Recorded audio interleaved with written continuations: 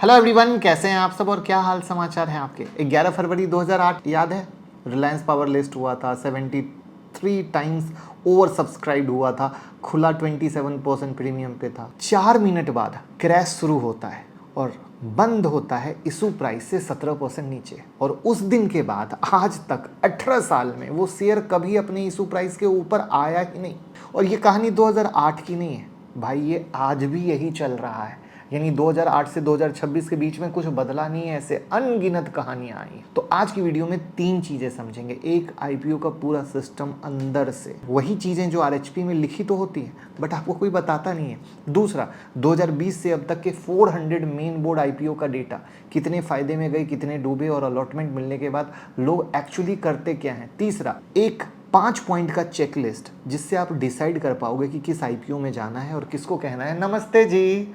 और बीच में एक नंबर आने वाला है, सेबी का अपना नंबर, जो सुन के आपको लगेगा कि आप अब तक आईपीओ मार्केट को पूरी तरीके से गलत समझ रहे। यानी बिग लर्निंग वीडियो, आईपीओ का सीजन चल रहा है। कोई ना कोई इंसान किसी न किसी आईपीओ में फंसा हुआ है। कौन किस आईपीओ में फंसा हुआ है, कमेंट में उस आईपीओ का नाम लिख दीजिएगा।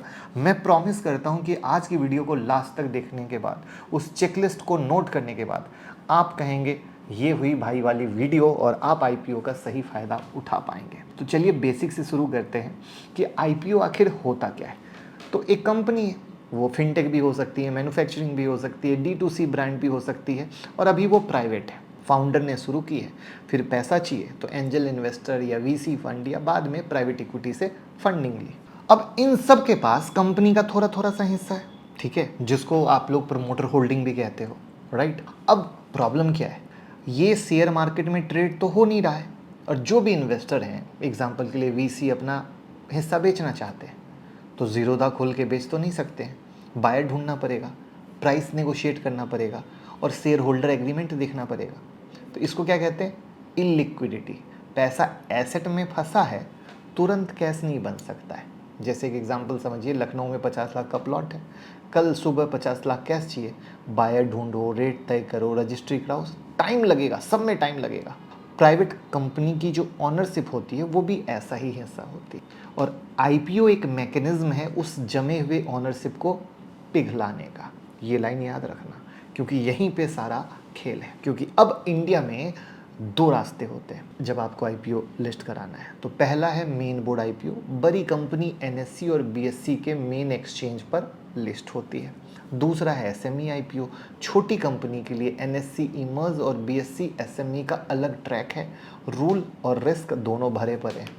तो आज हम सिर्फ मेन बोर्ड पे फोकस करेंगे। अगर एसएमई के बारे में डिटेल में वीडियो चाहते हो तो कमेंट में एसएमई आईपीओ लिख देना, मैं उसकी भी सारी पोल पट्टी खोल दूंगा, क्योंकि उसमें भी भर भर के लोग फंसते हैं। अब सवाल आता है कंपनी लिस्ट कैसे होती है। तो स्टेप 1 है, कंपनी पब्लिक जाने का डिसीजन लेती है। फिर मर्चेंट बैंकर यानी book running lead manager, registrar, legal council, auditor appoint होते हैं। बैंकर्स पेपर वर्क से प्राइसिंग तक पूरा प्रोसेस हैंडल करते हैं। फिर स्टेप 2 आता है ड्यू डिलीजेंस का, financial, contract, court case related जो पार्टी ट्रांजैक्शन होता है वो, प्रमोटर का बैकग्राउंड, लाइसेंस, गवर्नमेंट फाइलिंग सब चेक होता है। फिर स्टेप 3 आता है डीआरएचपी, सब इंफॉर्मेशन मिलाकर बनता है डीआरएचपी यानी ड्राफ्ट रेड हियरिंग प्रॉस्पेक्ट। इसको कंपनी की पूरी लाइफ स्टोरी कह लो तो गलत नहीं होगा। इसमें रिस्क फैक्टर भी होते हैं, बिजनेस में क्या क्या गलत हो सकता है वो भी होता है, और ये डॉक्यूमेंट पब्लिक और फ्री अवेलेबल है, सेबी की वेबसाइट पे पढ़ा जाता है।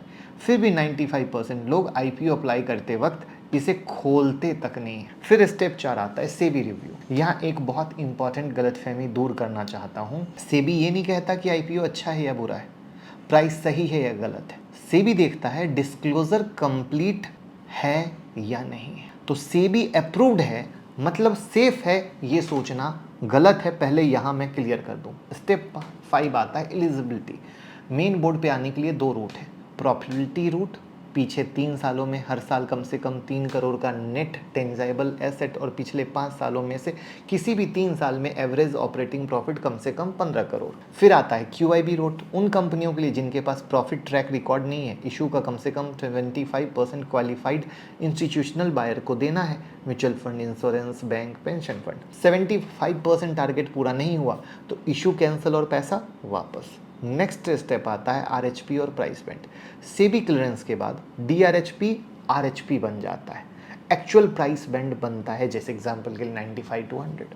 फिर आप सब ने एक चीज़ मैं यहाँ पे क्लियर कर दूँ, इसीलिए आप लोग सुनते हो कि कंपनी ने DRHP फाइल किया है, फिर बाद में सेबी से जब क्लियरेंस होती है तब आप लोग सुनते हो RHP फाइल हुआ है। तो आप मेरी वेबसाइट finovings.com पे पूरी IPO की जन्म कुंडली, हर एक IPO की, चाहे मेन बोर्ड हो या SME हो, उसकी पूरी जन्म कुंडली देख सकते हो। वहाँ से अलॉटमेंट स्टेटस, अप्लाई करना, ग्रे मार्केट प्रीमियम, सब कुछ देख सकते हो। वेबसाइट है, मोबाइल ऐप है, आप मोबाइल ऐप यूज़ करते हो मुकुल अग्रवाल नाम से, डाउनलोड कर लो, एंड्रॉयड और iOS दोनों पर है। वहाँ पर भी पूरा IPO का न्यूज़ मिलेगा। हमारी पूरी टीम डेडिकेटेड लगी हुई है 24/7। इसके बाद स्टेप 7 आता है एंकर इन्वेस्ट। इशू से एक दिन पहले बिग इंस्टीट्यूशन को शेयर दिए जाते हैं। इन शेयर पे लॉक इन होता है, आधे 30 डेज और बाकी 90 डेज के। इसलिए 30 और 90 डेज के आसपास नए लिस्टेड शेयर में आप लोग सेलिंग प्रेशर देखते होगे, क्योंकि वहाँ पर उनके लिए रास्ते खुलते हैं कि आप चाहो तो बेच सकते हो।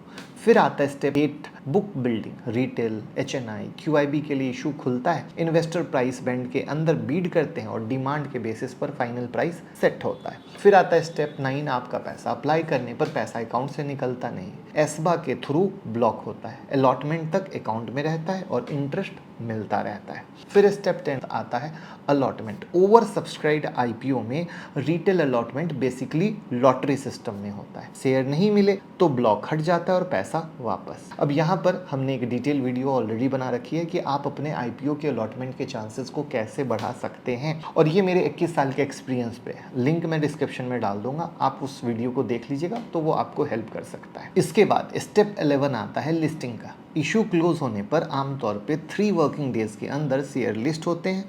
ये लिस्टिंग प्राइस इशू प्राइस से बहुत ऊपर या नीचे हो सकते हैं, डिपेंड। अच्छा है, ओवर सब्सक्राइब हुआ है तो कहते हो ना 50% लिस्टिंग गेन मिला, कचरा है तो 20% नीचे, कुछ भी। अब GMP के सच को जानते हैं, क्योंकि हर जगह IPO में व्हाट्सएप, टेलीग्राम, यूट्यूब GMP 100 है, GMP 200 है, पक्का लिस्टिंग गेन मिलेगा। GMP मतलब ग्रे मार्केट प्रीमियम। तो पहले समझिए, ग्रे मार्केट एक अनऑफिशियल मार्केट है, सेबी रेगुलेट नहीं करता है, वॉल्यूम पब्लिकली डिस्क्लोज नहीं होते हैं। मतलब जो GMP नंबर आप देख रहे हो ना, वो वेरीफाई ही नहीं किया जा सकता है। मैं ये नहीं कह रहा कि हमेशा मैनिपुलेशन होता है, मैं ये कह रहा हूँ कि मैनिपुलेशन पॉसिबल है और आपके पास वेरीफाई करने का कोई तरीका नहीं। इसलिए GMP को सेंटिमेंट का थर्मामीटर मानिए, ना कि प्रिडिक्शन का, जबकि लोग इसका उल्टा करते हैं और फिर फंस जाते हैं। अब आते हैं सबसे इंपॉर्टेंट हिस्से पर, ठीक है। इस गेम में सबसे ध्यान देने वाली बात यह है कि कौन किस चीज़ के लिए खेल रहा है। आई बात समझ में? अगर हम पहली चीज़ करें विनर्स कर्स, अब ये क्या है? तो एक IPO सही प्राइस पे या थोड़ा सस्ता है तो जो इंस्टीट्यूशन है, एनालिस्ट हैं, पहले से इन्फॉर्म्ड हैं, वो टूट पड़ेंगे, ओवर सब्सक्रिप्शन बढ़ेगा और रेशनिंग की वजह से आपको मीनिंगफुल अलॉटमेंट मिलने के चांसेस रेयर हो जाएंगे। इसका उल्टा आ जाओ, IPO ओवर प्राइस्ड है, बिजनेस कमजोर है, स्मार्ट मनी दूर रहेगा, इशू अंडर प्राइस रहेगा और आपको पूरा अलॉटमेंट मिल सकता है। मतलब अच्छा IPO अलॉटमेंट नहीं मिलता है, खराब IPO पूरा अलॉटमेंट मिल जाता है, ठीक है। अब इस कॉन्सेप्ट को इकोनॉमिस्ट केविन रॉक ने 1986 में विनर्स कर्स कहा था, जो मैंने शुरू में वर्ड यूज़ किया था। इसका मतलब सिंपल है, अलॉटमेंट मिलना अपने आप में अच्छी खबर नहीं है। मतलब हर बार, मतलब इसको ऐसे कह लो, हर बार मिलना अच्छी खबर नहीं है। अब बफेट सर के एग्जांपल ले लो, सबसे टेस्टी डिश की लाइन सबसे लंबी है और सबसे पहले ख़त्म हो जाती है, और जो डिश 45 मिनट बाद भी भरी पड़ी है उसको देखकर खुशी होनी चाहिए या शक। यही है विनर्स कर्स, राइट? समझ में आई बात? अब दूसरी चीज़ है एग्जिट की लिक्विडिटी। हम मान के चलते हैं कि कंपनी IPO इसलिए ला रही है ताकि ग्रोथ के लिए पैसा मिले, राइट? सही है ना? लेकिन बहुत बार IPO ग्रोथ के लिए नहीं, एग्जिट के लिए IPO आता है। VC ने 2016 में इन्वेस्ट किया, PE ने 2020 में, सालों से इलिक्विड स्टेक पड़ा हुआ था। इलिक्विड मतलब वॉल्यूम नहीं, बेच नहीं सकते, जो शुरू में सिखाया था। फंड की भी लाइफ होती है, इन्वेस्टर को पैसा वापस करना होता है। IPO उनके लिए बेहतरीन कैश आउट का दिन होता है, और वो कैश आउट कौन फंड कर रहे हैं? आप, हम। अब वो नंबर जो मैंने शुरू में प्रॉमिस किया था, सितंबर 2024 में सेबी ने अप्रैल 2021 से दिसंबर 2023 के बीच 144 मेन बोर्ड IPOs का स्टडी किया था। इन IPO ने टोटल 2.13 लाख करोड़ रेज किया और उस अमाउंट का 65% ऑफर फॉर सेल था। 65%, मतलब हर 100 में सिर्फ 35 रुपया कंपनी के पास गया, ₹65 पुराने शेयर होल्डर की जेब में गया। आई बात समझ में? पैर के नीचे से जमीन खिसकी कि नहीं खिसकी? ये सेबी का डेटा है। इसलिए आरएचपी में ऑब्जेक्ट्स ऑफ इशू जरूर देखो, फ्रेश इशू कितना है, ऑफर फॉर सेल कितना है। अगर ओएफएस 80 to 90% है तो आपको पता होना चाहिए कि आप ग्रोथ के लिए पैसा दे रहे हो या किसी फंड को एग्जिट का रास्ता दे रहे हो लॉलीपॉप के साथ। लीगली इसमें कुछ गलत नहीं है, बस आपको पता होना चाहिए कि आप क्या कर रहे हो और आपसे क्या करवाया जा रहा है। इसलिए एक लाइन याद रखो, प्राइमरी मार्केट इश्यूअर के फायदे के लिए डिजाइन हुआ है, रिटेल बायर के फायदे के लिए नहीं हुआ है। अब डेटा पे आते हैं। 2020 से अब तक के मेन बोर्ड आईपीओ को देखा गया है। एसएमई आईपीओ को हटा दिया गया। मैंने बोला था कमेंट में एसएमई आईपीओ लिखना, तो उसकी मैं एनालिसिस दूंगा। और बोनस स्टॉक स्प्लिट के हिसाब से प्राइस एडजस्ट किए गए। तो मार्च 2020 के कोविड बुल जो चालू हुआ था, 400 मेन बोर्ड आए थे। 2020 में 14, 2021 में 64, 2022 में भी थोड़ा धीमा था, 2024 में 90, 2025 में 104 और 2026 में 30 जुलाई तक मोटा मोटा। इंटरेस्टिंग बात यह है कि कंपनी सिर्फ रैगिंग बुल मार्केट का वेट नहीं करती। 2025 में मेन बोर्ड आईपीओ ने पहली बार 18 साल बाद 100 का मार्क क्रॉस किया। Total fund raising 1.83 lakh crore, जबकि 2025 में मार्केट रो रहा था। टाटा कैपिटल ने 15,511 करोड़, एचडीबी फाइनेंशियल ने 12,500 करोड़, एलजी इलेक्ट्रॉनिक्स ने 11,607 करोड़ रुपए रेज किए। तो कंपनी मार्केट का वेट नहीं करती, कंपनी विंडो का इंतजार करती है। इसलिए मैंने कहा 2025 में मार्केट रो रहा था आप लोगों के एंगल से, बट वो फंड रेज कर रहे थे। अब हम आउटकम की बात करें तो 400 मेन बोर्ड आईपीओ में 286 लिस्टिंग डे पर इशू प्राइस से ऊपर बंद हुए, 113 नीचे बंद। मतलब 10 में 7 आईपीओ ने लिस्टिंग गेन दिया। लेकिन 17 जुलाई 2026 तक इन 400 आईपीओ में से 245 इशू प्राइस से ऊपर ट्रेड कर रहे थे और 154 नीचे। तो लिस्टिंग डे परफॉर्मेंस और लॉन्ग टर्म परफॉर्मेंस दोनों बिल्कुल अलग चीज़ है। कई बार लिस्टिंग गेन दिखा के कराया जाता है आपके लिए, बाद की कहानी गई भैंस में। अब यहाँ मीडियम रिटर्न इंपॉर्टेंट है। 2026 में आईपीओ का एवरेज लिस्टिंग गेन 4.53% था और मीडियन सिर्फ 0.37%। एवरेज बोल रहा है कि पैसा तो बन रहा है, बट रोते हुए, क्योंकि 5% क्या मतलब है। और मीडियन बोल रहा है कि आधे से ज़्यादा लोगों के लिए कुछ खास क्या मरा हुआ बना। मेन बोर्ड आईपीओ के एवरेज लिस्टिंग गेन सिर्फ 1.68% रहे। 2026 में लिस्ट हुए मेन बोर्ड आईपीओ में से सिर्फ 43% इशू प्राइस से ऊपर खुले। बेस्ट लिस्टिंग करीब 98% और वर्स्ट -34% थी। 130% पॉइंट का फर्क है। मतलब इस साल मार्केट डायरेक्शन से ज़्यादा मैटर किया। आपने कौन सा आईपीओ चुना? कमेंट में ज़रूर बताइएगा, क्योंकि आइडिया तो लगे, लोगों को भी सच तो पता चले। अब एक चीज़ समझिए, होल्डिंग पीरियड का समझ। एक टेबल अलॉटमेंट मिलने की सिचुएशन को देखते हैं। 1 मंथ, 3 मंथ, 6 मंथ, 1 ईयर और आज तक। डेटा से मज़ा तो आ ही रहा होगा, होश तो उड़ ही रहे होंगे। तो वापस से सेबी की उसी स्टडी पे वापस आते हैं। सेबी ने देखा कि अलॉटमेंट मिलने के बाद इन्वेस्टर क्या करते हैं। जो मैंने सेबी का डेटा बताया था ना, आई होप ध्यान से वीडियो सुन रहे होंगे। तो रिजल्ट क्या हुआ? अलॉटेड शेयर का 54% वैल्यू के हिसाब से लिस्टिंग के एक हफ्ते के अंदर बेच दिया गया। इंडिविजुअल इन्वेस्टर 50.2%, एनआईआईज और एचएनआई ने 63.3%, रिटेल 42.7% और एक साल के अंदर इंडिविजुअल जो इन्वेस्टर हैं उन्होंने अपने 70% शेयर बेच। अब देखिएगा लोग कब बेचते हैं, जब आईपीओ का रिटर्न 20% से ऊपर था और एक हफ्ते में क्या हुआ? 67.67% शेयर बेच दिया गया। जब रिटर्न था निगेटिव था तो सिर्फ 23.3% लोगों ने बेचा। मतलब जो जीत रहा है उसमें हम जल्दी बेच देते हैं, जो हार रहा है उसे पकड़ के बैठ जाते हैं। यानी क्या हुआ? सही बिहेवियर है फाइनेंस में? बिल्कुल नहीं। इसको बोलते हैं बर्बाद होने की कहानी। तो भाई ये सिर्फ आईपीओ की प्रॉब्लम नहीं है, ये इंसान की प्रॉब्लम है। मतलब आप समझो कि आपके सामने क्लियर कट डेटा है, जहां पे प्रॉफिट के समय हम क्विकली निकल रहे हैं, लॉस के समय पकड़ के बैठ रहे हैं, और पूरा का पूरा वीडियो अगर आपको रिकॉल हो तो जिस को पकड़ के बैठा उसको वो तो आज भी भाव के नीचे। अब इस पूरे सिस्टम को रिलायंस पावर से समझाते हैं। इशू 15 जनवरी 2008 को खुला। पहले 1 मिनट में पूरा बिक गया। 11,560 करोड़ का इशू था। बिड आई 7.5 lakh crore, 73 times over subscribe. सबको लगा इतनी डिमांड है, कंपनी ज़बरदस्त होगी। लिस्टिंग डे स्टॉक 548 पे खुला, 27% प्रीमियम। हाई गया 599। बहुत सारे रिलायंस पावर वाले तो होंगे ही ना। फिर सिर्फ 4 मिनट बाद गिरना शुरू होता है, डे लो होता है 355 पे, क्लोज होता है 372 पे, 17% नीचे। कंपनी ने पैनिक में 3:5 का बोनस दिया, एडजस्टेड रिटेल कॉस्ट हो गया 269 का। अब पूरी पिक्चर देखिएगा, मतलब लोग की साइकोलॉजी, जो विनर कर्स है वो बता रहा हूँ। अलॉटमेंट मिला, लगा जीत गए।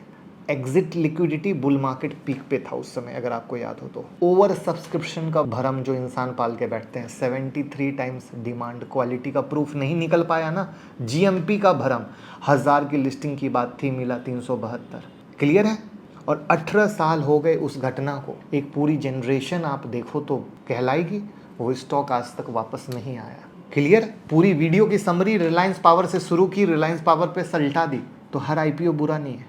10 में लगभग 7 ने लिस्टिंग गेन दिया है, कुछ जेन्युइन वेल्थ क्रिएटर भी बने हैं। इसलिए आईपीओ मतलब स्कैम भी गलत है, और आईपीओ मतलब फ्री मनी या जैकपॉट मनी भी गलत है। दूसरा, हर आईपीओ चेज करना स्ट्रेटजी नहीं है। पॉपुलर है या जीएमपी अच्छा है सिर्फ इस वजह से कभी अप्लाई नहीं होता है। हर मजगांव डॉग के पीछे कई कंपनियां हैं जिन्होंने 70%, 80%, 99% कैपिटल तक डिस्ट्रॉय किया, क्योंकि मजगांव डॉग याद है ना। तीसरा, लिस्टिंग गेन और इन्वेस्टमेंट अलग अलग गेम है। लिस्टिंग पे बेचना तो ठीक है, लेकिन ऑनेस्टली इसे शॉर्ट टर्म स्पेकुलेशन कहिए। चौथा, आईपीओ को किसी भी दूसरे बिजनेस की तरह मत देखो, और इसके लिए आरएचपी खोलो। और 5 चीज़ देखो जो मैंने वीडियो में बताई थी। पहला, object of issue, fresh issue कितना है, ओएफएस कितना है। ओएफएस बहुत ज़्यादा है तो आपको पता होना चाहिए कि आप ग्रोथ फंड कर रहे हो या एग्जिट, जो मैंने आपको बताया। ठीक है। दूसरा आता है वैल्यूएशन। ये जो पी लिस्टेड, मतलब मान लो कोई कंपनी आ रही है जो फैशन में, तो उससे रिलेटेड के मुकाबले महंगा है या सस्ता है, पीयर कंपैरिजन पी से होता है। ठीक है। तीसरा, प्रमोटर होल्डिंग। आईपीओ के बाद प्रमोटर के पास कितना बचा है, राइट। प्रमोटर अपना बड़ा हिस्सा बेच रहे हैं तो क्लियर कट सिग्नल है कि भैया मामला गड़बड़ है। फिर आता है रिस्क फैक्टर। बोरिंग लगता है, लेकिन यही सबसे मतलब इम्पॉर्टेंट है, जो हमें पढ़ना होता है आरएचपी से। आज की डेट में उसको चैट जीपीटी में डाल दो, 2 मिनट में सारा खेल बाहर आ जाएगा। दूध का दूध, पानी का पानी, आपको पढ़ने की भी ज़रूरत नहीं है। फिर आता है एंकर लॉक इन डेट, 30 दिन और 90 दिन का डेट नोट करो, क्योंकि सप्लाई बढ़ सकती है, बताया ना। और अगर ये सब करने का टाइम नहीं है तो बिल्कुल ठीक, इंतज़ार करो। लिस्टिंग की वॉलेटिलिटी को सेटल होने दो, 1-2 क्वार्टर के रिजल्ट को आने दो, फिर देखेंगे। वरना भैया कोई मतलब नहीं है, पैसे आपके हैं, भागने वाली बात नहीं है। कंपनी की अर्निंग को सुन लेंगे, और अच्छी कंपनी लिस्टेड रहती है, सालों तक रहती है। आपको उनको पहले दिन खरीद लें और कॉलर को ऊपर कर लें, ऐसा ज़रूरी नहीं है। मैं हमेशा कहता हूँ, पता है क्या, ये जो आईपीओ है ना, दूल्हे की तरह होता है, खूब सज धज के आता है। अब आपको पहचानना है दूल्हा कैसा है, बस इसी बात पे वीडियो को ख़त्म करूँगा। आपको क्या सीखने को मिला कमेंट में बताइएगा। बट मेरी नज़र में मैंने आईपीओ का पूरा कच्चा चिट्ठा खोल के रख दिया, जो बहुत लोग हिम्मत नहीं कर पाते हैं इतना सच बोलने की। आपका क्या विचार है कमेंट में बताइए और शेयर कर दीजिए। लेकिन बस याद रखिए, आरएचपी पढ़िए, चैट जीपीटी में आरएचपी को डाल दीजिए। और मैंने बताया कि मेरा मोबाइल ऐप है, वहाँ पर भी आपको सब कुछ देखने को मिलेगा। डाउनलोड कर लीजिए एंड्रॉयड और iOS पर, मुकुल अग्रवाल नाम से, पूरी इन्फॉर्मेशन मिलेगी। Thank you.